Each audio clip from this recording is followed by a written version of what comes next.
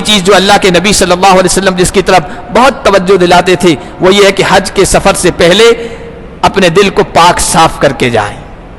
آپ حج پہ جائیں، اللہ کے دربار میں اس حال میں حاضر ہو آپ کا دل کینے سے، بغض سے، حسد سے، جلن سے، نفرت سے، دوسروں کو حقیر سمجھنے سے پاک و صاف ہو.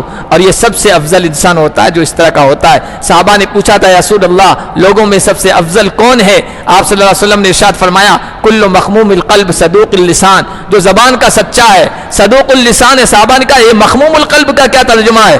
آپ نے فرمایا هو التقی النقی لا اثم فیہ ولا بغی ولا غل ولا حسد. وہ ایسا شخص ہے جو متقی و پرہیزگار ہے، دل کا صاف ستھرا ہے، جس کے دل میں نہ بغض ہے، نہ کینہ ہے، نہ حسد ہے، نہ کپٹ ہے، نہ کسی پر وہ ظلم و زیادتی کرتا ہے. ایسا بندہ سب سے افضل ہے.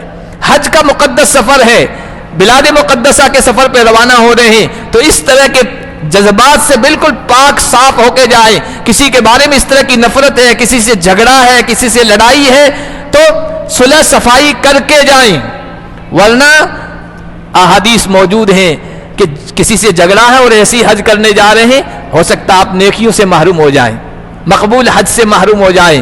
بھائی جھگڑے کی وجہ سے لیلۃ القدر کی تعین اٹھا لی گئی.